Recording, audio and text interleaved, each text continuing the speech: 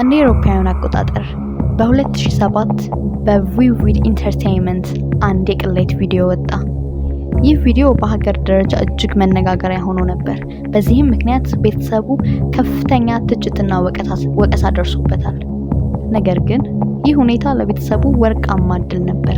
ምክንያቱም ቤተሰቡን ከፍተኛ የሀብትና የእውቀት ማማን እንዲቆናጠጡ አስችሏቸዋል። ይህ የታዋቂው የካርዳሺያን ቤተሰብ ሁለተኛ ልጅ የሆነችው የኪም ካርዳሺያን ታሪክ ነው። ቪዲዮውን ላይክ እያደረጋችሁ ጀምሩ። ሰብስክራይብ ያላደረጋችሁ ሰብስክራይብ በማድረግ ቤተሰባችንን ይቀላቀሉ።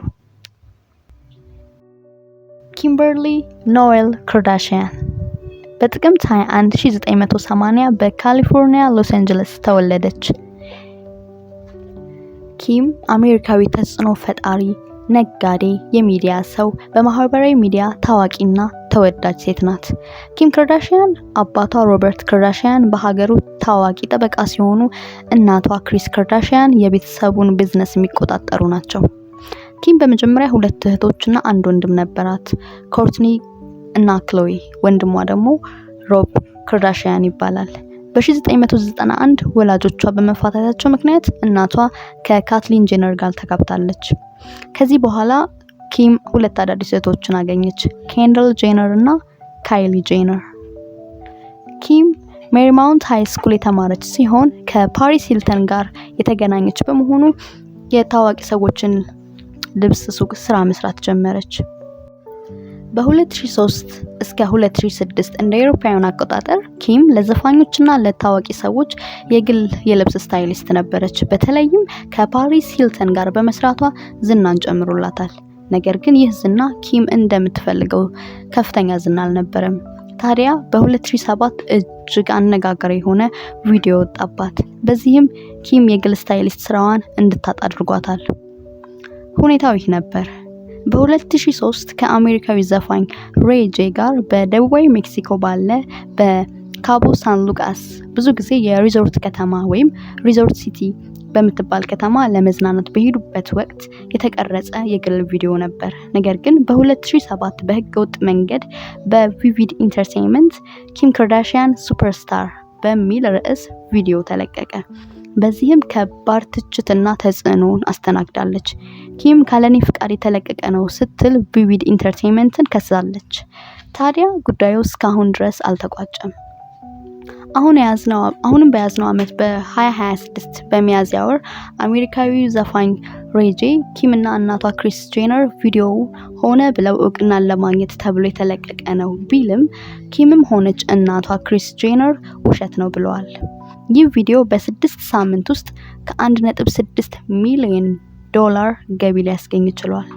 ከዚያ በኋላ ነው ኪም ከቤተሰቧ ጋር ኪፒንግ አፕ ዊዝ ዘ ካርዳሺያንስ የተባለ የቴሌቪዥን ሪያሊቲ ፕሮግራም ላይ መታየት የጀመረችው። ይህ ፕሮግራም እስከ 2021 ድረስ ተላልፎ እጅግ በጣም ስኬታማ ሆነ። ከዚያም በመቀጠል በ2022 ጀምሮ ደግሞ እስካሁን ድረስ የሚታየው ዘ ካርዳሺያንስ የተባለው ሪያሊቲ ፕሮግራም በሁሉ ላይ መታየት ጀመረ። እናንተ ምን ትላላችሁ? ሀሳባችሁን ኮሜንት ላይ ጻፉልኝ። ኪም በፊልምና የተለያዩ ቲቪ ፕሮግራም ስራዎች ላይ መታየት ጀመረች።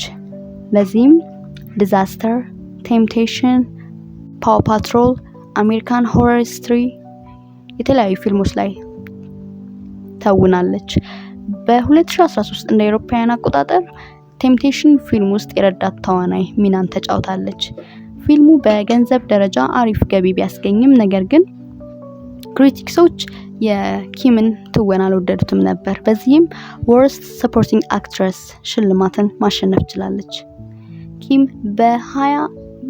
በ2011 እና በ2012 ከተለያዩ የፋሽን ድርጅቶች ጋር በመሆን ሽቶን ማምረት ጀመረች። ከነዚህ መሃል ጎልድ፣ ትሩ ሪፍሌክሽን እና ግላም የተባሉ ሽቶች ተጠቃሽ ናቸው።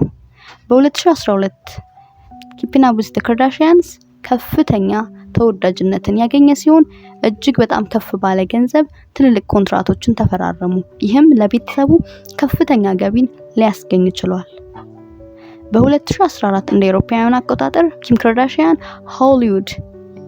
ካርዳሺያን ሆሊውድ የተባለ የሞባይል አፕሊኬሽን ወይም የሞባይል ጨዋታ ጌምን አስጀመረች። ይህ አፕሊኬሽን በ5 ቀናት ውስጥ 1.6 ሚሊዮን ዶላር አስገኘ። በቀጣዩ ዓመት ደግሞ ሰልፊሽ የተባለ የፎቶ መጽሐፍን አሳተመች። ከዛም በመቀጠል ኢሞጂ የተባለ የሞባይል አፕሊኬሽን አስጀመረች። እነኚህ ሁለቱም እጅግ በጣም ከፍተኛ ገቢ ሊያስገኙ ችለዋል። በ2016 በተደረገ ጥናት በኢንስታግራም በአንድ ፖስት ብቻ ኪም ከ300,000 ዶላር እስከ 700,000 ዶላር ድረስ ትከፈል ነበር። ይህ እሷን ከከፍተኛ ተከፋይ ኢንፍሉዌንሰሮች አንዱ አድርጓታል። በቀጣዩ ዓመት KKW እና KKW ፍራግራንስን ጀመረች። ይህ ደግሞ በውበት ንግድ እጅግ በጣም ከፍተኛ ስኬትን ያለው ድርጅት ሆነ። ከዛ በመቀጠል በ2019 እንደ አውሮፓውያን አቆጣጠር ኪም ካርዳሺያን እጅግ በጣም አስፈላጊ ውሳኔን ወሰነች። በመጀመሪያ ኪሞኖ ተብሎ የተጠራ የሼፕ ዌር ወይም ደግሞ የሰውነት ቅርጽ ልብስ ብራንድን አስጀመረች። ነገር ግን ይህ ከጃፓን ባህል ጋር ተያይዞ ትልቅ ተቃውሞ አስነሳ። በኋላም ስሙን ወደ ስኪምስ ቀየረችው። ስኪምስ የሰውነት ቅርጽ የሚያስተካክል ወይም ደግሞ የሰውነት ቅርጽ ልብስ ሲሆን በሴቶችና በወንዶች ሁሉም ሊጠቀሙበት የሚችሉት እንዲሁም ደግሞ በሁሉም አይነት መጠን የሚያካትት ወይም ደግሞ ኢንክሉሲቭ ሳይዚንግ የሆነ ብራንድ ነው እና ይህ ብራንድ በዓለም አቀፍ ደረጃ እጅግ ከፍተኛ ተጽዕኖና ተወዳጅነትን ያገኘ ሆኗል። ስኪምስ በታዋቂ ሰዎች፣ በዘፋኞች፣ በአክተሮች፣ በአትሌቶች እነሱን በመጠቀም እጅግ በጣም ታዋቂ ሆነ። በኢንተርኔት ሽያጭ ወይም ኦንላይን ሴልስ በፍጥነት ተስፋፋ። ከተለያዩ የፋሽን ብራንዶች ጋርም አብሮ በመተባበር መስራት ጀመረ። ይህ ኪምን ከመደበኛ ታዋቂ ወደ ታላቅ የንግድ ሴት ቀይሯታል። በ2022 SKKN by ኪም የተባለ የቆዳ እንክብካቤ ምርትን አስጀመረች። በ2019 የጀመረው ስኪምስ እስከ 2025 እጅግ በጣም አስደናቂ የሆነ እድገትን አሳየ። በዓለም አቀፍ ደረጃም ከፍተኛ መስፋፋትን አሳይቷል። በአሁኑ ጊዜ ስኪምስ በዓለም አቀፍ ታላቅ ፋሽን ብራንዶች አንዱ ሆኗል። እንደ አውሮፓውያን አቆጣጠር በ2020 ኪም ካርዳሺያን ከታዋቂነት በላይ አንድ አዲስ መንገድን ጀመረች። ኪም ካርዳሺያን ዌስት the justice project የተባለ አንድ ዶክመንተሪ ያቀረበች። ይህ ፕሮግራም ስለ እስር ስርዓት ችግሮችና የፍትህ እጥረት ላይ ያተኮረ ነበር። የእስር ስርዓት ለማሻሻልም እንቅስቃሴ ጀመረች።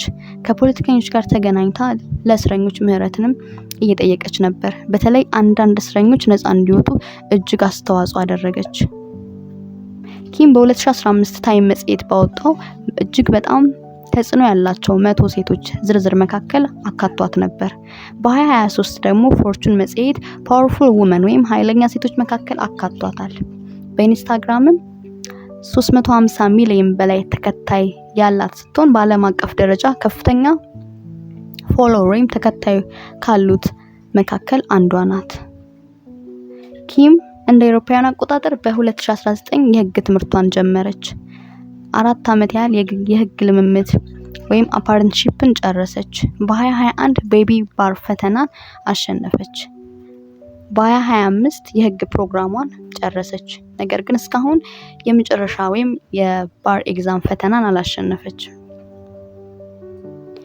ኪም በ2026 ደግሞ የአድሪን ብሮዲ የሚወክለው ለመጪው የብሮድዌይ እስር ቤት ድራማ The Fear of 13 ድራማ አዘጋጅ ቲሙን ተቀላቅላለች። ይህ ድራማ የሚያተኩረው በስህተት የተፈረደበት እና 22 ዓመታትን የሞት ፍርድ ተፈርዶበት ፍርዱን ለመቀበል በመጠባበቅ ላይ የነበረው የኒኮላስ ያስሪን እውነተኛ ታሪክን ወደ መድረክ ለማምጣት ከአዘጋጆቹ ጋር በመተባበር የወንጀል ፍትህን ለማሻሻል ያላትን ቀጣይነት እንዲሁም ቁርጠኝነት በማጉላት ላይ ትገኛለች። ኪም በማህበራዊ ሚዲያ እጅግ ታላቅ ተጽዕኖ አላት። በማህበራዊ ጉዳዮች ላይም እንደ ፍትህ ስርዓት፣ የእስር ስርዓቶችን እዛ ላይ ድምጽ ታሰማለች። ኪም ከሪያሊቲ ስታር ወደ ቢዝነስ ሊደር ከዛም ወደ አክቲቪስት ተቀየረች። ቪዲዮ ከተመቻችሁ ላይክ፣ ለሚያደንቋት ደግሞ ሼር አድርጉላቸው። ያላችሁን አስተያየት በኮሜንት መስጫው ላይ ጻፉልን። ፍቅር ፕላስ ቻናልን ሰብስክራይብ ማድረግ እንዳይረሳ። ሁልጊዜ የምንለቃቸው ቪዲዮዎች እንዲደርሳችሁ የደወል ምልክቱን ይጫኑ። ቻው ቻው።